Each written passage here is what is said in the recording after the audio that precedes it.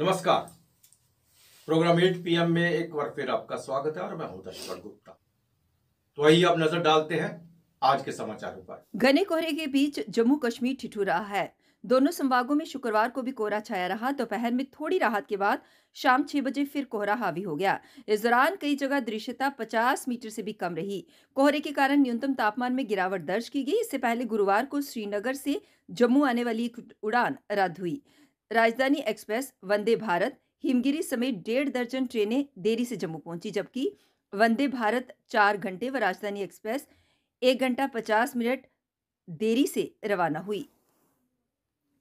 नववर्ष के आगमन को लेकर माता वैष्णो देवी के आधार शिविर कटरा से लेकर भवन तक श्रद्धालुओं की भीड़ लगातार बढ़ रही है। हर तरफ उत्सव जैसा माहौल बना हुआ है। वीरवार को दोपहर 1 बजे तक 15,000 श्रद्धालुओं ने अपना पंजीकरण करवा के मां वैष्णो देवी भवन की ओर रवाना हो चुके थे और अभी श्रद्धालुओं के आने का सिलसिला लगातार जारी था। जारी वर्ष में अब तक 94 लाख श्रद्धालु मां के चरणों में हाजिरी लगा चुके हैं। हालांकि इस वर्ष में अभी 3 दिन शेष हैं और उम्मीद है कि 31 दिसंबर तक मां वैष्णो देवी की यात्रा का आंकड़ा 95 लाख की संख्या को पार कर जाएगा। कश्मीर केंद्रित दल अनुच्छेद 370 पर सुप्रीम कोर्ट का फैसला आने के बाद भी संतुष्ट नजर नहीं आ रहे। अवामी नेशनल कॉन्फ्रेंस के वरिष्ठ उपाध्यक्ष मुजफ्फर शाह ने वीरवार को अनुच्छेद 370 पर न्यायालय में पुनर्विचार याचिका दायर करने का ऐलान किया। एएनसी ने कहा कि सुप्रीम कोर्ट के मुख्य न्यायाधीश की अगुवाई वाली 5 सदस्यीय पीठ ने संविधान के अनुच्छेद 370 को हटाए जाने के संदर्भ में जो निर्णय सुनाया है, उसमें कई विसंगतियां और खामियां हैं। राजौरी जम्मू हाईवे स्थित राजौरी के फलियाना मुरादपुर में बृहस्पतिवार दोपहर एक स्कूली छात्रा द्वारा 4 संदिग्ध देखे जाने की सूचना के बाद सुरक्षा बलों ने तलाशी अभियान शुरू कर दिया। हालांकि देर शाम तक जारी रहे अभियान में सुरक्षा बलों को कोई सफलता हाथ नहीं लगी। सूत्रों के अनुसार एक छात्रा ने पुलिस को सूचना दी कि उसने ट्यूशन पढ़कर घर लौटते समय 4 संदिग्ध लोगों को इलाके में घूमते देखा था। सभी ने कंधे पर बैग लटकाए हुए थे। एक व्यक्ति सेना की वर्दी से मिलते जुलते कपड़े पहने हुआ था। सूचना मिलने के बाद पुलिस, सेना और एसओजी ने अफला, मुरादपुर, बदूनी, स्वनी आदि इलाकों में चप्पा चप्पा खंगाला और लोगों से भी पूछताछ की। ओबीसी ने प्रेस कॉन्फ्रेंस को संबोधित किया, जिसके माध्यम से उन्होंने सरकार का शुक्रिया अदा किया। उन्होंने कहा जो उनकी डिमांड थी वो तो पूरी की गई, लेकिन अभी भी बहुत सारी ऐसी पेंडिंग डिमांड्स हैं जिसके लिए वो सरकार से उम्मीद करते हैं कि वो उनकी डिमांड्स भी पूरी होनी चाहिए। इन्हीं डिमांड्स को लेकर उन्होंने प्रेस कॉन्फ्रेंस के माध्यम से जानकारी साझा की। प्रोसेस में है, हम उम्मीद करेंगे कि वो जल्द हो जाएगा। और एक इशू जो अभी कल ही अनाउंस हुआ, जो पंचायती राज सिस्टम में और अर्बन लोकल बॉडीज़ में जो सरकार ने ओबीसी जो लोग हैं उनके लिए भी कोटा डिसाइड किया है, इस डिसीजन को हम हेल करते हैं, स्वागत करते हैं। और इस डिसीजन से मैं ये भी कन्वे करूँगा कि ओबीसी लोगों में एक कॉन्फिडेंस की भावना पैदा हुई है कि जो सरकार है वो समय तो उसने लिया, लेकिन समय के साथ उसने अपना वायदा पूरा किया है। एक वायदा पूरा किया है कि कहीं ए रे ऑफ होप जो है हमें अर्बन लोकल बॉडीज़ और पंचायती राज में दिखी है। ये जो डिसीजन है ये पूरे ओबीसी वर्ग को एक मेन स्ट्रीम में जोड़ने के लिए बहुत प्रभावी रोल प्ले करेगा। और हमें तो ये भी लगता है कि सरकार को बेनिफिट भी होगा। ये सेक्शन जो है सरकार के लिए उसकी सपोर्ट भी करने को तैयार। नवी डोगरी संस्था का आज 26वां फाउंडेशन डे है और जैसा कि हम सब जानते हैं कि नवी डोगरी संस्था द्वारा बहुत से कार्यक्रम करवाए जाते हैं। आज professor BS Bali, renowned classical master of northern India, ex principal institute of music and fine arts को संगीत कला श्री निपुण से नवाजा गया। इस मौके पर मुख्य अतिथि professor KL Bhatia, farmer HOD law department university of Jammu, खास तौर पर मौजूद थे। इसके अलावा गेस्ट ऑफ ऑनर में प्रोफेसर निर्मल विनोद, साहित्य अकादमी अवार्डी, स्पेशल इन्वाइटीज में farmer IGP AQ Manhas, Rakesh Sharma, HOD fine arts university of Jammu मौजूद रहे। और इस पूरे कार्यक्रम की अध्यक्षता साहित्य अकादमी अवार्ड विनर पद्मश्री जितेंद्र उधमपुरी जी ने की।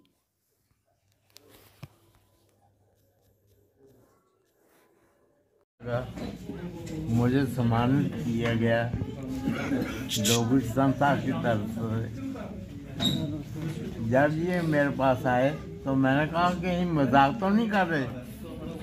जो संचालक हैं डोगरी संस्था के हरीश कैला, मैंने इनसे कहा कि मजाक तो नहीं कर रहे। क्या नहीं, मजाक नहीं, ये मेरी हार्दिक इच्छा है कि आपको सम्मानित करने की। मैंने कहा तो ठीक है, मेरे साथ मजाक मत करना, क्योंकि मेरी उम्र है, मैं बर्दाश्त नहीं कर सकता। तो उन्होंने कहा कि नहीं, ऐसी थोड़ी बात है, मैं आपको सम्मानित कर रहा हूँ, लोग संस्था सम्मानित कर रही है। तो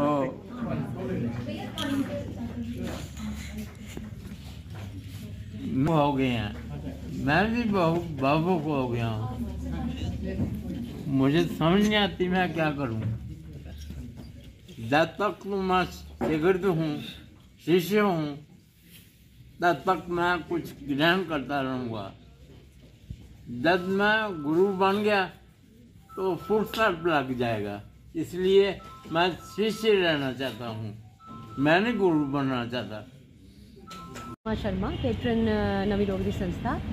अज साड़ी नवी डोगरी संस्था का 26वां फाउंडेशन डे है और उहदे उपलक्ष्य पर अस अपने गुरु संगीत गुरु साढ़े प्रोफेसर BS बाली जड़े ex principal institute of music and fine arts रेहदे न, उन्हें अस सम्मानित कराने। साढ़ा अपना गै संस्था का बड़ा सम्मान समझाने, अस संस्था का गै सम्मान है जड़े इन्हें अस उच्च कोटि के अपने गुरु होरें गी सम्मान कराने उनका। और पर्पज़ ये है कि जितनियां महाअनुभूतियां जिन्हें कल्चर आर्ट और संगीत के फील्ड इतनी कंट्रीब्यूशन अपनी दिती दी है, अज की पीढ़ी की भी वो पता होना चाहिए कि इन्हें लोगों भी बड़ा काम किया है और इन्हें लोगों निस्वार्थ काम किया। ये उस टाइम के लोग थे, असें इन्हें को सीखे दा और कोई उसलिए फीस नहीं लेंदे है, कोई इंस्टेड अपने घरें च बुलाइए शिष्यें गी रखिए। जियां साड़ी संगीत की गुरु शिष्य परंपरा होंदी है कि जड़ा टीचर है, जड़ा गुरु है, उहदे घर च जाइए तो निशुल्क बिना फीस के अस सीखते हैं इनके कोला। ये अज के जमाने कोई सोची भी नहीं सकता। तो अज की पीढ़ी की जरूर असें इनके बारे दसना चाहिए, इनके कॉन्ट्रीब्यूशन के बारे दसना चाहिए। इनके किन्ने शिष्य ने जेडे कोई रिटायर होई है, कोई पोस्टें उपर न और इन्ना राइज किया, इन्हें ये लोग न जिन्हें किन्ने शिष्यें का करियर बनाए दा है। तो इनकी कॉन्ट्रीब्यूशन बड़ी है साड़ी फील्ड म्यूजिक के फील्ड इन्हें महाअनुभूतियों की अस सम्मानित करने कि अगली जनरेशन की साड़ी युवा पीढ़ी की पता चले इनके बारे। जम्मू में एक मौत का बहुत ही पेचीदा मामला सामने आया है। ये मौत का मामला है विकास बख्शी का, जिनकी उम्र 40 साल बताई जा रही है। इनकी पत्नी है अमीशा बख्शी। ऐसा आरोप लगाया जा रहा है कि इस व्यक्ति की जो मौत है वो टॉर्चर के कारण हुई है। घर वालों का ये कहना है कि इनकी पत्नी इन्हें टॉर्चर किया करती थी, यानी कि अमीशा बख्शी ने टॉर्चर किया करती थी, और अमीशा बख्शी के घर वालों का ये कहना है कि इनके घर वाले इन्हें टॉर्चर करते थे, यानी कि हर कोई यही चाहता था कि ये उनके अकॉर्डिंग चले। आखिरकार विकास बख्शी को मौत के आगे घुटने टेकने पड़े। पुलिस ने सारा मामला दर्ज कर लिया है, आगे की कार्यवाही जारी है।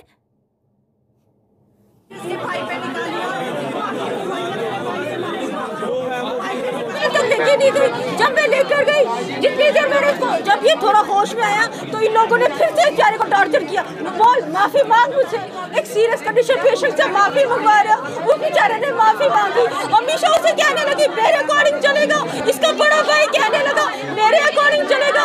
इन लोगों ने बड़ा टॉर्चर किया इसको। क्यों कहता है बड़ा भाई? क्या करता है बड़ा भाई? भाई क्या करता है? बड़ा भाई पुलिस में है, लेकिन आप इंसाफ नहीं दोगे तो कब दोगे? मम्मी आप गलत नहीं बोलना। मेरी बहन थी, उसको धक्के मारे हैं, मेरी सिस्टर थी वहाँ पे रात को। तो स्टाफ का कोई नहीं था? स्टाफ का फिर लगा दी पाइप, तब तक उसका काम खराब। हॉस्पिटल में एडमिट क्यों हुए थे, क्या कारण? इसको इन्होंने रात को बाहर निकाला था, इसको नमूनिया हुआ था, पूरी रात बाहर रखा था उसको बाहर। नमूनिया विकास बख्शी, जिनकी डेथ हुई है। क्या उम्र है उनकी? 40 साल जी।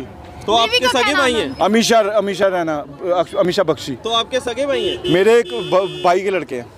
अभी जिनकी गिरफ्तारियां 2 व्यक्ति की हुई है, ये एक लेडीज है, उसकी वाइफ है जिसकी डेथ हुई है, और उसका लड़की का भाई। जम्मू में कोरोना का पहला मामला सामने आया है। पीड़ित को होम आइसोलेशन में रखा गया है। जीएमसी के प्रधानाचार्य डॉक्टर आशुतोष गुप्ता ने बताया कि सैंपल जीनोम सीक्वेंसिंग के लिए दिल्ली भेजा गया है ताकि ये पता लगाया जा सके कि ये कोई नया वेरिएंट तो नहीं है।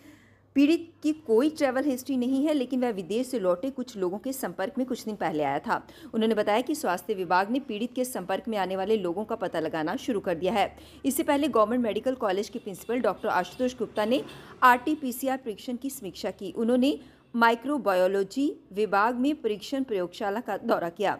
इस दौरान कर्मचारियों से बातचीत की। इसके साथ BAL-3 लैब परिसर के निर्माण कार्यों का निरीक्षण भी किया।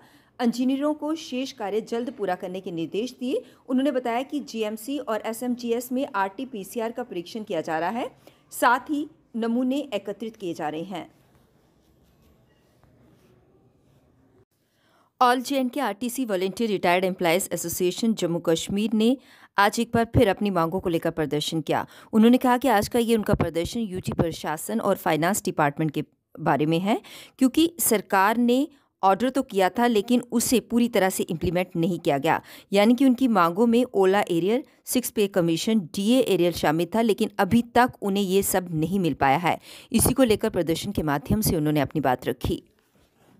6 पे commission arrear and DA arrear जिसका अमाउंट है 60,28,21,998 रुपये जम्मू प्रॉमिस, अगर इसमें जम्मू को और कश्मीर का मिलाया जाए तो 211,92,00,000 रुपया बन रहा है। सरकार के पास हम जाते रहे, सरकार ने यही कहा कि सेंटर पैसा देगी तो हम देंगे, लेकिन सेंट्रल गवर्नमेंट की तरफ से हजारों करोड़ रुपया आ रहा है। वो पैसा कागजों में आता है, कागजों में चला जाता है, जमीनी सतह पर वो पैसा नहीं पहुंचता। हम कारपोरेशन के एम्प्लॉइज हैं, हमें कोई पेंशन बेनिफिट नहीं है, इसी पैसे पर हमारा दारोमदार है। जबकि कुछ लोग जो सरकार में थे, चाहे वो MLA थे चाहे वो मंत्री थे, किसी ने 3 साल पब्लिक सेवा की है, किसी ने 5 साल की, उनकी पेंशन लग गई 60,000 रुपया। हम लोगों ने 35 साल 36 साल सरकार को दिए, हमें कोई पेंशन बेनिफिट नहीं है। जबकि वो डेली वेज होते, वो पब्लिक सेवा के लिए होते, वो कोई एम्प्लॉइज नहीं होते। हम सेंट्रल गवर्नमेंट से ये मांग करते हैं, हमारे जो पेंटी ड्यूज हैं, जो हमारा पैसा है, वो एक स्पेशल पैकेज दिया जाए हमारे SRTC के नाम का, जो सीधा हमारे अकाउंट में आए ताकि इनके हाथ ना लगे। और यूटी सरकार को ये कहना चाहते हैं, हमारे जो पेंटी ड्यूज हैं वो विद इन डेज क्लियर किए जाएं। अगर वही ऐसा नहीं होता तो हमारा ये जो धरना प्रदर्शन जारी रहेगा। धन्यवाद। आज के लिए बस इतना ही, फिर आपसे भेंट होगी, तब तक इजाजत दीजिए। नमस्कार।